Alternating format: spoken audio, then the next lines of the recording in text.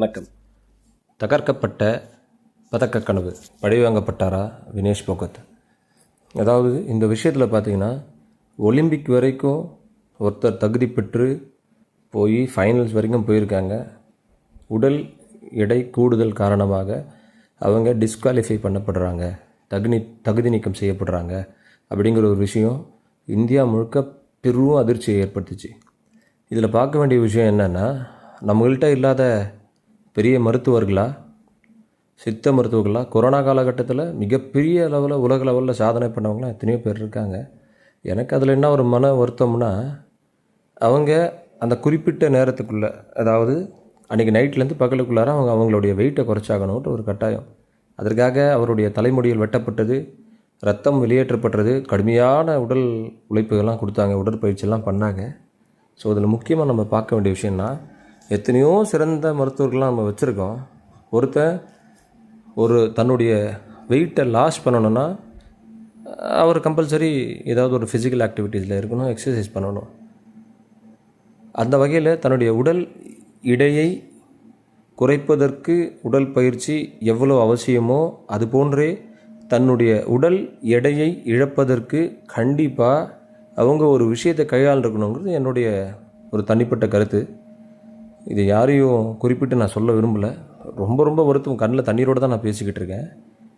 ரொம்ப சிம்பிளி, ஒரு மனுஷனுக்கு ஒரு டீஹைட்ரேஷன் ஆகுது, அதாவது அவருக்கு வயிறு கோளாறு ஏற்படுது, அவருக்கு பேதி ஆகுது, வாந்தி ஆகுதுன்னும் போது அவருடைய உடல் எடைங்கிறது எதிர்பார்க்க முடியாத அளவுக்கு உடனே குறையும். குறிப்பிட்ட 4 மணி நேரத்தில் 5 மணி நேரத்தில் குறையுங்கிறது எல்லாருக்குமே தெரியும். அந்த வகையில் வினேஷ் போகத்துக்கு கம்பல்சரி அவங்க ஃபைனல் போயிட்டாங்க. எப்படியும் நமக்கு ஒரு மெடல் கன்ஃபார்ம் இந்தியாவுக்குன்னு சொல்கிற பட்சத்தில் அவங்க தன்னுடைய எடையை குறைக்க எவ்வளோ கஷ்டப்பட்டு எவ்வளோ பண்ணி 100 கிராமில் போனாங்க. அப்போ சில மருத்துவர்கள் அவருக்கு அறிவுரை பண்ணி அவருக்கு லூஸ் மோஷன் டேப்லெட் கொடுத்து அவருக்கு வயிற்றுப்போக்கு ஏற்பட்டிருந்தால் அதிகப்படியான உடல் எடையை குறைச்சிருக்கலாம். அவர் போட்டியில் கலந்துக்க தகுதியாகிறோன்னா எலக்ட்ரோலைட் அந்த மாதிரி ஏதாவது ஓஆர்எஸ் அந்த மாதிரி ஏதாவது கொடுத்து அவரை அனுப்பியிருக்கலாம். இது இல்லாமல் அவருக்கு சில வலுவூட்டக்கூடிய சில ஆசனங்களை சொல்லியிருக்கலாம். ஹேண்ட் ஸ்டாண்டிங்லாம் வந்து ரொம்ப இம்பார்ட்டன்ட். டீஹைட்ரேஷன் ஆகும்போது கண் சுற்றும், தலை சுற்றும், வாந்தி வர மாதிரி இருக்கும், மயக்க வர்ற மாதிரி இருக்கும். இதிலிருந்து விடுபட எலக்ட்ரோலைட் கொடுக்குறீங்க, ஓஆர்எஸ் கொடுக்குறீங்க. ஸோ அதன் பிரகாரம் அவருக்கு ஸ்ட்ரென்தன் கொடுக்கணும் போது அவர் தலை கீழே நின்று ஹேண்ட் ஸ்டாண்ட் பண்ணி சில எக்ஸசைஸ்கள் பண்ணியிருந்தால் கண்டிப்பாக நிச்சயமாக அவர் அந்த போட்டியில் ஈடுபட்டிருப்பார். நம்ம இந்தியாவுக்கு ஒரு வெள்ளி பதக்கமாக கண்டிப்பாக கிடச்சிருக்கும். ஸோ ரொம்ப கஷ்டப்பட்டு ஒலிம்பிக் ஃபைனல்ஸ் வரைக்கும் போனவங்களுக்கு இப்படி ஒரு நிலைமை ஏற்பட்டது ரொம்ப வருத்தமாக இருக்குது. இந்த வழிமுறையை மருத்துவர்கள் பயன்படுத்தியிருக்கலாம். ஏன்னா சும்மா கிடையாது, அவங்க ஒரு நாளில் 3 ஈவெண்ட்டை வச்சுருக்காங்க. அந்த ஒரு ஈவெண்ட்டினுடைய போட்டிகளை 3 போட்டிகளை ஒரே நாளில் வச்சுருக்காங்க. அதன் மூலயமா அவங்களுக்கு அதிகப்படியான சத்துக்கள் உடலிருந்து குறைபாடு ஏற்பட்டதுனால வேறு வழி இல்லாமல் அவங்க அதிகமாக சாப்பிட வேண்டிய சூழ்நிலை ஏற்பட்டிருக்கு. அவங்க அதிகமாக சாப்பிட்றதுனால உடலில் இருக்க திசுக்களில் இருக்கக்கூடிய ஆக்சிஜன் லெவல் ரொம்ப தேவைப்பட்டிருக்கு, நீர் சத்து தேவைப்பட்டிருக்கு, புரோட்டீன் சத்துக்கள் தேவைப்பட்டிருக்கு. அவங்க அதிகமாக சாப்பிட்டதுனால தான் அந்த உடல் எடையாகப்பட்டது கூடியிருக்க நிறைய வாய்ப்பு இருக்குது. இதுதான் சாத்தியம் அல்லவா? அவர் அப்படி அந்த விஷயத்தை சாப்பிடும்போது உடனடியாக அவருடைய இன்சுலின் சுரப்பிகள் அதிகமாக இருக்குது, அவருடைய தசைகளில் இருக்கிற ஆக்டிவிட்டீஸ் அதிகமாக, அந்த மசிலில் இருக்கக்கூடிய ஆக்சிஜன் லெவல்ஸ், ஃபேட் லெவல்ஸ் எல்லாம் அதிகமாக சக் பண்ணதுனால அவருடைய உடல் எடை கூடியிருக்கு. நான் சொன்ன மாதிரி அவங்க இந்த லூஸ் மோஷன் டேப்லெட்டை யூஸ் பண்ணி இருந்தால், பொதுவாகவே எல்லாருக்கும் தெரிஞ்ச விஷயந்தான், மக்களாகப்பட்ட அனைவருக்கும் இது அறிந்த விஷயமே. ஒருத்தருக்கு வயிற்றுப்போக்கு ஏற்பட்டால் உடனடியாக அவருடைய இடையில் 1/3 கூட இழக்க நேரிடும் என்பது எல்லாருக்குமே தெரிஞ்ச விஷயந்தான். ஸோ இந்த வழிமுறையை அவங்க கையாளிருந்தால் இன்றைக்கி நம்மளுக்கு ஒரு மெடல் இல்லாமல் இருந்திருக்காது.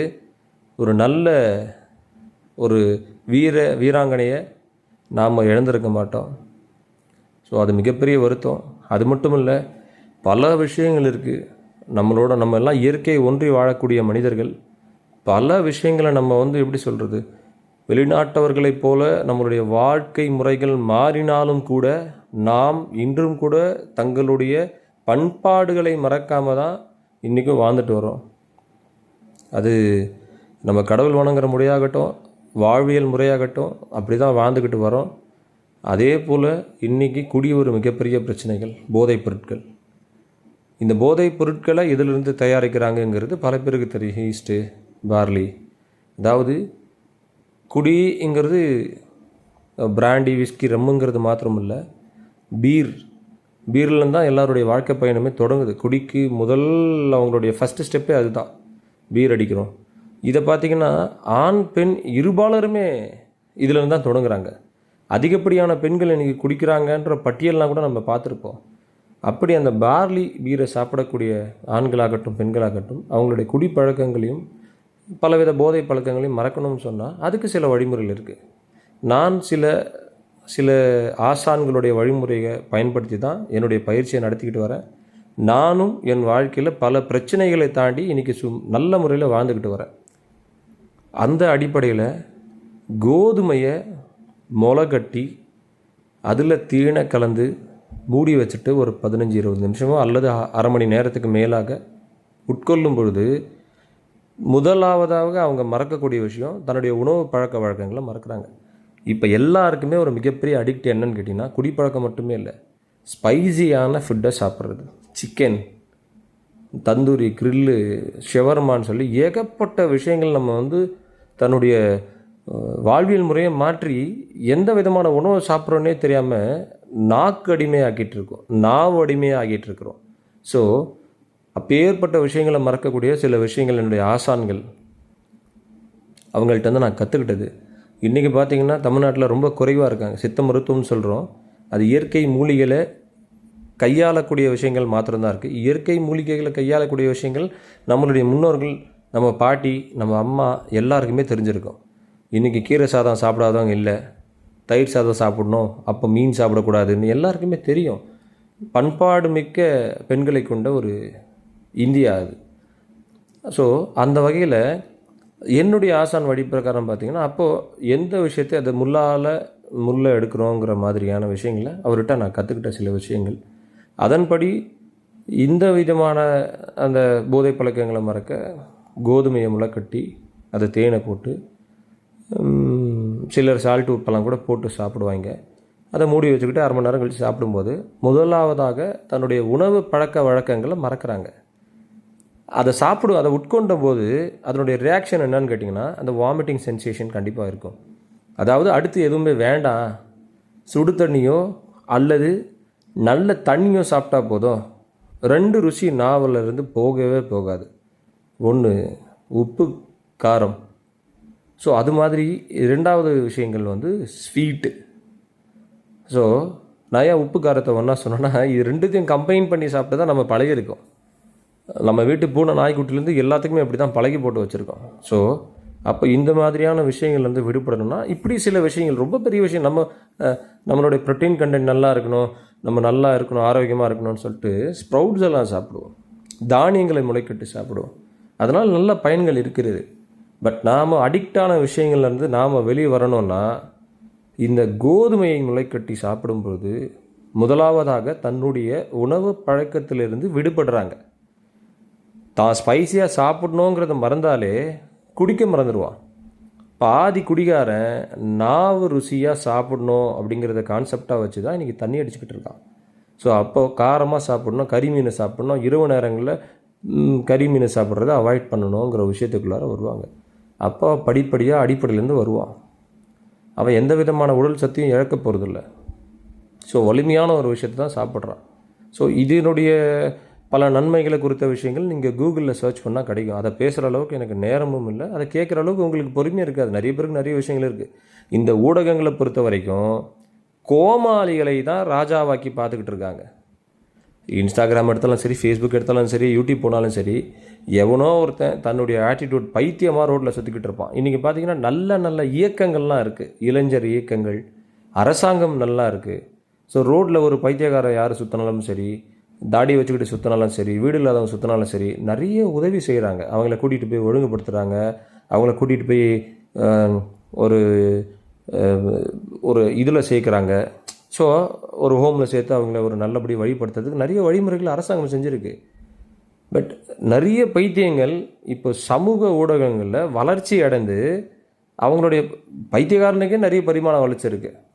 நான் மாதிரியான அறிவாளி மக்கள் தான் அப்படியே வாழ்ந்துக்கிட்டு இருக்கோம். நம்மளுடைய உணவு முறைகளை மாற்ற முடியல. நம்ம அதோட ஒன்றி போயிட்டோம். ஃபாஸ்ட் ஃபுட் ஐட்டம் சாப்பிட்டா தான் நம்ம போக முடியும், காலையில் டயத்துக்கு வேலைக்கு போகணும், அவங்களுக்கு வேலை இருக்குன்ற மாதிரி அடிமையாயிடுறோம். ஸோ அந்த ஒரு கெட்ட பழக்கத்தினால தான் இன்றைக்கி இந்தியாவில் மிகப்பெரிய ஒரு விஷயத்தை இழந்தோம். ஸோ அந்த லூஸ் மோஷன் டேப்லெட் அவங்க சாப்பிட்ருந்தா ரொம்ப அதிவேகமாக அவங்களுடைய உடல் எடையை அவங்க இழந்திருக்கலாம். அதன் மூலியமாக அவங்க போட்டி போட்டு தோற்றுருந்தாலும் கூட நமக்கு ஒரு வெள்ளி பதக்கம் கண்டிப்பாக கிடைச்சிருக்கும். இது எல்லா டாக்டருக்கும் தெரியாமல் இருந்திருக்குமா, இல்லை தெரிஞ்சே பழி வாங்கப்பட்டாரா வினேஷ் போகத் அப்படிங்கிறது தெரியல. பட் இனி வரும் காலங்களில் நாமெல்லாம் விழிப்போடு இருக்கணுங்கிறது தான் என்னுடைய கான்செப்ட்டு. ஸோ அதனால் என்னுடைய கருத்தை நான் பதிவு பண்ணியிருக்கேன். இனிமேலாவது விழிப்போடு செயல்படுங்க, இயற்கையோடு ஒன்றிணைந்து செயல்படுங்க. கேரள மக்களுக்காக பிரார்த்தனை பண்ணுங்கள். ஒரு இயற்கை பூமி மிகப்பெரிய பேரழிவை சந்திச்சிருக்கு. இறந்து போனவங்க கணக்கே இல்லை. அதெல்லாம் நினைக்கும் போதும் பார்க்கும்போதும் ரொம்ப வேதனையாக இருக்குது. எப்படி வாழ்ந்தாலும் அழிவு நிச்சயங்க இந்த காலகட்டத்தில். அதனால் வாழும்போது தன்னுடைய உடலையும் மூளையையும் திறன்பட மேம்படுத்த வேண்டியது தான் உங்களுடைய கடமை. உங்களுடைய வருங்கால சந்ததியினருக்கு நீங்கள் எதை கற்றுத்தரீங்களோ இல்லையோ வாழ்வியல் முறையை கண்டிப்பாக கற்றுக் கொடுங்க. ஒரு மனுஷன் நல்ல தகுதியாக செயல்படுறதுக்கு 2 திறன் தான் மிக அவசியமான விஷயங்கள். ஒன்று உடல் திறன், மற்றொன்று மூளைத்திறன். மூளையை மட்டுமே வச்சுக்கிட்டு செயல்படணும் அப்படிங்கிறது இது சாஃப்ட்வேர் ஒர்க்கு கிடையாது. ஆக்டிவிட்டீஸை பொறுத்த வரைக்கும் மூளைத்திறன் எந்த அளவுக்கு அவசியமோ அதே அளவுக்கு உடல் திறன் ரொம்ப அவசியம். உடல் திறனை மேம்படுத்த வேண்டுமானால் கண்டிப்பாக அவங்க ஆரோக்கியத்தை பேணி காக்க வேண்டும். அது கண்டிப்பாக தெரியும். அடுத்தபடியாக மூளைத்திறன் ரொம்ப அவசியமாக வேணும்னா கண்டிப்பாக அவங்க நல்ல தூக்கமும் நல்ல ரெஸ்ட்டும் தெளிவான சிந்தனையும் பிரச்சனைக்குரிய விஷயங்களையும் அவாய்ட் பண்ணி தான் வாழ்வாங்க. இந்த சோஷியல் மீடியாவில் தான் பல கெட்ட விஷயங்கள் ரொம்ப சீக்கிரமாக வளரும் இளம் தலைமுறைகள் குழந்தைகள் போய் சேருது. இதை அவாய்ட் பண்ண பாருங்கள். கேஜெட்ஸை யூஸ் பண்ணுறது ரொம்ப நல்லது தான், இல்லைன்னு சொல்லலை. உலகத்தையே கைக்குள்ளே வச்சுருக்கலாம். பட் இருந்தாலும் கூட அது எந்த அளவுக்கு நமக்கு பெரிய விஷயமாக தோணுதோ அதனுடைய 100 மடங்கு அதிகமான நமக்கு கெடுதலையும் விளைவிக்கும் என்பதை சொல்லி ஒரு வெள்ளி பதக்கம் மிஸ் ஆனதை நினச்சி ரொம்ப வருத்தத்தோடு நான் இந்த பதிவு எடுக்கிறேன். நன்றி, வணக்கம். சசிகுமார், பயிற்சியாளர், வேலூர்.